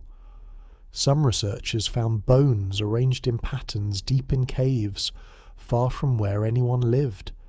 Sometimes animal skulls were placed on stone shelves or in cracks in the wall. Maybe these were offerings. Maybe they marked important places or honoured the animals they hunted. Here's another detail. In some sites you find small statues, tiny figures carved from ivory or stone. Sometimes they're animals, sometimes they're humans, often women with exaggerated features. No one knows exactly what they meant. Some people think they were fertility symbols or good luck charms. Others say they were just toys, but the skill is clear. To carve a tiny animal from ivory, you need a steady hand and a sharp tool. To make a flute from a bird bone without breaking it, you need patience and a sense of music. To paint a running horse in flickering torchlight, you need vision. And all of this happened long before writing. These people couldn't put their thoughts on paper. They couldn't record their history in books. The cave walls were their only record. That makes what they left behind even more impressive. Let's not forget about language. We don't have a single word from these people, but language must have existed. You can't organise a hunt, teach a child to paint, or plan a long journey without words. You need language to pass on stories, to warn about danger, to share a laugh around the fire. Some experts think the way humans' mouths and throats are shaped, just like ours, shows they could speak as well as we do. So, what do we really know? The people who made the cave art were not wild animals. They were creative, clever, caring. They raised children, cared for the sick, made music, traded gifts, planned for the future. Their art isn't a mystery because they were simple. It's a mystery because the world they lived in has faded away. Their minds were like ours, but their stories, their worries, their hopes, those are locked behind time. If you stood next to one of those cave artists, you'd probably recognize their emotions. You'd see pride in a finished painting. You'd hear laughter during a feast. You'd feel their fear when the weather turned cold or the animals didn't return. The details of their lives have changed, but not the heart. So much of what we see on cave walls comes from hands just like ours. Same bones, same muscles, same need to be remembered. They wanted the next people to know what mattered, what to fear, what to hope for, what to never forget. And if their minds were so much like ours, then maybe the real puzzle isn't them. Maybe it's time itself. Maybe the reason we can't fully read their messages is because we live in a world that's moved on, while their warnings and dreams are still echoing in the dark. We've walked through every theory. Now comes the hardest truth of all. We may never choose between them. This is where things get uncomfortable. People like to think if you dig deep enough or read enough books, you can figure anything out. But with these ancient paintings, every answer leads to new questions. It's like chasing shadows in the dark. The more you look, the less you're sure of. You might wonder, why can't we just figure out what these paintings mean? It sounds simple. We have the art. We have the caves. We have some tools, bones, even footprints. But the truth is we're missing the most important part, the living minds behind it all. The thoughts that shaped every line, every dot, every handprint, those are gone. There's no way to bring them back. Let's talk about why this mystery is so hard to solve. First, time is a thief. Think about how much has happened in the last 100 years. Now multiply that by 400. That's how far back we're reaching when we look at these paintings. Over 40,000 years. That's not just a long time. That's more than double the age of the oldest pyramids. It's before writing, before cities, before metal tools, In a way, it's like trying to read a book when all the pages are missing except for a few torn pictures. You can guess, but you can't be sure. And here's the thing, symbols change meaning over time. What looks like a horse to us might have meant something else to them. Maybe it was a spirit, or a memory, or some secret sign only their group understood. Even now, words and pictures change meaning from country to country, or even family to family. Imagine how much more things shift over thousands of years. There's another problem. We're looking at the leftovers, the caves, the paintings, the carved bones. They're the things that survived. But they're not the whole story. Most things people made back then were lost long ago. Clothes, baskets, wooden tools, songs, dances, even faces and voices. Gone. Fire, wind, and water erased almost everything. What's left is just a tiny slice of their world. So we have to ask, are we missing the key? Maybe the real meaning isn't even on the walls. Maybe it was in the stories told around the fire or the songs sung while painting. Maybe the art was just one piece of a much bigger puzzle. Language is the biggest gap of all. We don't have a single word from these people, not one. No labels, no instructions, no names written next to the paintings. Even if someone tried to leave a message, there's no way for us to read it. The languages spoken back then are gone. Every sound, every story, every joke, lost in time. That's a big deal. Imagine someone 40,000 years from now finds a comic book. They see pictures, maybe a person with a cape, a city, a strange symbol on the chest. But the language is gone. The culture is gone. Would they guess it's a superhero? Or would they think it's a god? Or a warning? Or just a pretty drawing? Without the words, meaning slips away. And then there's the problem of our own minds. We can't help but see things through our own eyes. When we look at these paintings, we bring everything we know with us. Our hopes, our fears, our ideas about art and meaning. It's almost impossible to look at these ancient images and not fill in the gaps with our own stories. You see a line of dots and think, that must be counting. Someone else says, no, it's a path. Another person sees a running horse and thinks of freedom. Someone else sees danger. The truth could be something we haven't even thought of yet. Here's where it gets even trickier. The people who made these paintings didn't leave behind rules for us to follow. There's no how-to guide for reading cave art. They weren't thinking about people tens of thousands of years later trying to understand them. They were making sense of their own world in their own way. Even the experts don't agree. Some archaeologists say the paintings are about hunting. Others think they're about the sky, or spirits, or teaching children, or warning about dangers. Some say it's all of these at once. Others think we're just guessing in the dark. And they're right. We are. Now let's get a little more concrete. Say you're an archaeologist. You find a cave deep in the hills. The air smells like dust and old stone.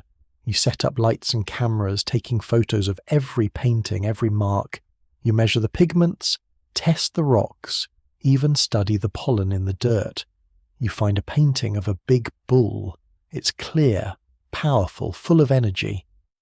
But what does it mean? Did someone paint it to bring luck on the hunt?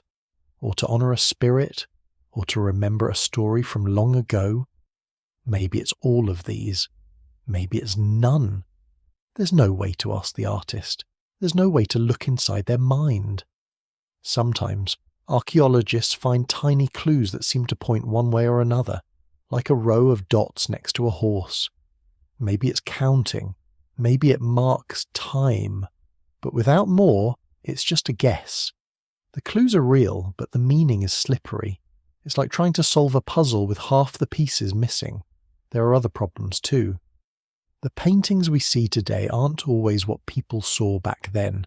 Over time, colours fade, rocks crack, water leaks through the stone. Sometimes later people scratch new pictures on top of old ones. What we see now might be a mix of art from different times, different people, different stories. Even the way light falls in the cave changes things. A torch flickering in the dark makes the animals look like they're moving. Shadows shift, colours glow, lines seem to dance. Maybe that was part of the magic, or maybe it was just a side effect. We'll never know for sure. Here's something else to think about. The people who made these paintings lived in a world we can barely imagine. Their days were shaped by things we don't face.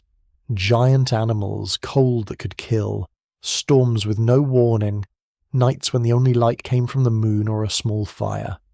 Their fears and hopes were shaped by that world, not ours.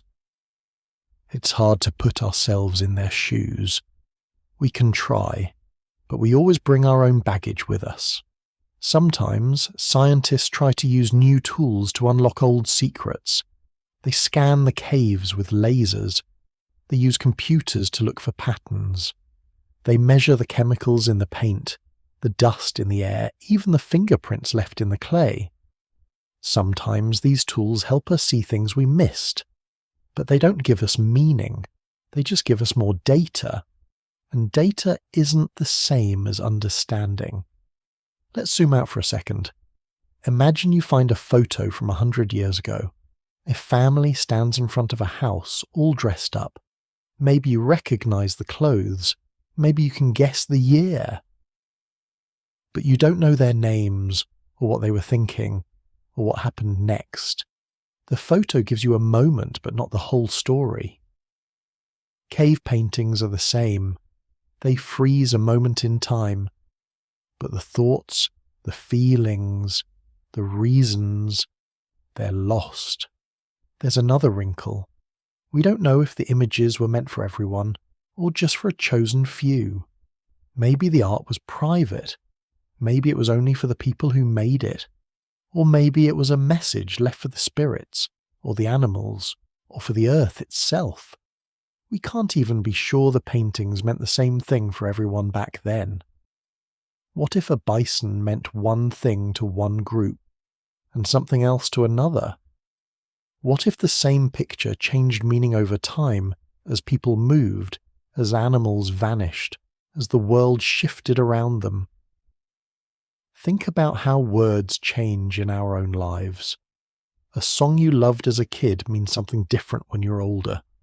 A story told by your grandparent might sound one way when you're small, and another way when you're grown. Meaning isn't fixed. It moves. That's why, even with the best science, we run into a wall. There are things we just can't reach. The living mind, the spoken word, the feeling behind the art, gone forever. This isn't a failure. It's just how time works. The past leaves traces, but never the whole picture. But here's what strikes me most. Even though we can't know for sure, we keep trying. We climb into caves, risk getting stuck or lost, just to see what someone painted 40,000 years ago. We invent new tools, new theories, new stories. We argue, we wonder, we dream. It's almost as if the real meaning isn't just in the art. It's in our need to understand. Maybe that's what links us to them. Not the answers, but the questions. The wanting to know. The feeling that there's a message if only we could read it. Sometimes people get frustrated with this kind of mystery. They want a clear answer. They want to know once and for all what the paintings mean. But the world doesn't always give us what we want. History is full of gaps and shadows, and maybe that's okay. Maybe there's a kind of beauty in not knowing. Maybe the real gift isn't in the answer, but in the search. When you stand in a dark cave looking at a painting made by hands just like yours, you're not just looking back, you're reaching across time. You're part of a chain that goes all the way back to the first people who wondered, why? How? What does it mean? We can't read their words. We can't ask them what they saw or what they feared or what they hoped for, but we can stand where they stood. We can see what they left behind.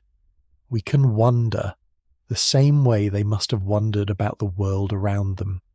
In the end, The mystery is what keeps the past alive. The not knowing is what draws us closer, makes us listen, makes us care. If we could explain everything, maybe the art would lose some of its power.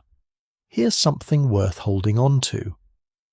Those artists didn't know we'd be here, thousands of generations later, thinking about their world. But maybe in some way they hoped someone would wonder. Maybe the marks they left behind were a way to say, "We were here. We mattered. Remember us." And in that way, they succeeded at one thing beyond doubt. They made sure they would not be forgotten. We're still looking at what they left. We're just no longer sure what it says. So where does all of this leave us? After all the theories, all the questions, and all the gaps, what are we really left holding? Not answers, not certainty, but maybe something deeper, a sense of connection, and a new way of looking at the world and ourselves. Let's try to pull back and look at the big picture. We started with a mystery. Why do these ancient paintings exist at all? And what were the people who made them trying to say?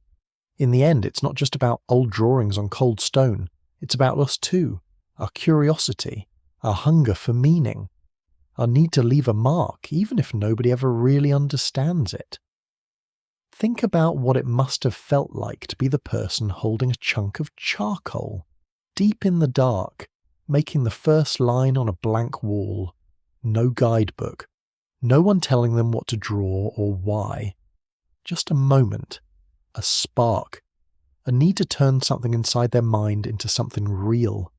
That urge to make a mark, to tell a story, to reach beyond ourselves hasn't gone away. We just use different tools now. We write, we text, we paint, we build, we record videos. But the heart of it is the same. We're all trying to send a message into the future, hoping someone will see it and know we were here. If you stand back and look at history as a whole, you notice something strange. Most of what people made is gone. The biggest cities crumble, the tallest statues fall, even the strongest metal rusts away. But sometimes, against all odds, a few things last. A handprint on a cave wall, an animal frozen in stone, a pattern of dots, a swirl, a line. These survive almost by accident, tucked away where time moves slowly. What's left is never the whole story. It's just a piece, a whisper. But even a whisper can reach across thousands of generations if it's lucky. That's what these caves are. Not just art, but echoes. Echoes of people who felt, who wondered, who feared, who hoped. Echoes of us. So much of life is like that. You never get the whole story. You get fragments, clues, a few lucky survivors. You do your best to fill in the blanks. Sometimes you get it right, sometimes you don't, but you keep going anyway, because something inside you wants to know. Here's what's easy to forget. The people who made those paintings didn't think of themselves as mysterious or ancient. They were just living their lives, waking up, eating, talking, laughing, worrying, dreaming. They didn't know they were prehistoric. They weren't trying to impress anyone far in the future. They were just trying to make sense of their own world. That's a humbling thought. It means that right now we're doing the same thing they were, living day to day, trying to understand, leaving marks behind even if we don't mean to. Maybe thousands of years from now someone will find what we left. Maybe they'll wonder about us the way we wonder about the cave artists. Maybe they'll get things wrong. Maybe they'll fill in the gaps with their own stories. That's just how it goes. The truth is, nobody gets remembered exactly as they were. Stories change. Meanings shift. But the fact that someone cared enough to wonder, that's what matters. That's how we know we're not alone in time. Sometimes it's easy to think that people long ago were completely different from us, that their minds worked in strange ways, or that their lives were nothing like ours. But the more you look, the more you see how much we share. The same hands, the same eyes, the same need to belong, the same urge to create, to warn, to teach, to dream. It's not just about survival, it's about meaning. People want to be understood. They want to be remembered. They want to make sense of the world and their place in it. That's what links us to those artists in the caves, even if we'll never know exactly what they meant. Here's another way to look at it. Every time you walk into a museum and see a painting, or listen to a song from long ago, or read an old letter, you're touching that same thread. You're part of the same chain. You're picking up where someone else left off. It's easy to get frustrated by all the things we'll never know. But sometimes, not knowing is its own kind of gift. It leaves a room for wonder. It lets us imagine. It reminds us that we don't have all the answers, and that's okay. History is full of holes, but those holes aren't empty. They're full of questions, and questions pull us forward. They make us look closer, dig deeper, try harder. They make us human. Think, for a moment, about the first time someone saw one of these caves after the original artists were gone. Maybe it was a child wandering with a torch, stumbling onto strange shapes on the wall. Maybe it was a hunter sheltering from a storm, staring at the animals in the flickering light. What did they think? Did they feel awe, fear, excitement? Did they wonder about the people who came before them? We do the same thing now, just in a different way. When you see those old paintings, you're not just looking at art. You're looking at a mystery that's been handed down, one person to another, all the way to you. There's something comforting about that. It means you're not alone in your curiosity. People have always wanted to know more, to reach beyond themselves, to understand what came before. That's one of the best things about being human. And maybe, in the end, the real message of the cave art isn't in the drawings at all. Maybe it's in the act of searching, the reaching out, the trying to make sense of things that don't have easy answers. If you look at your own life, you might see the same pattern. You don't always know why you do what you do. Sometimes you act on a feeling, a hunch, hope. Sometimes you leave a mark, even if you don't realize it.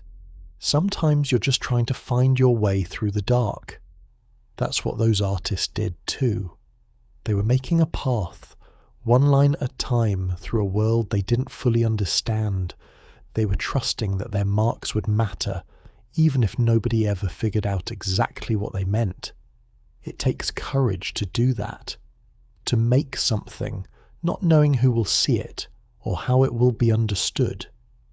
But that's how everything starts, with a first step, a first mark, a first question. When you look at the caves now, you're seeing the results of that courage. Marks that survived longer than empires, longer than kings, longer than memory itself. And here's the thing. You don't need to know the answer to appreciate the mystery.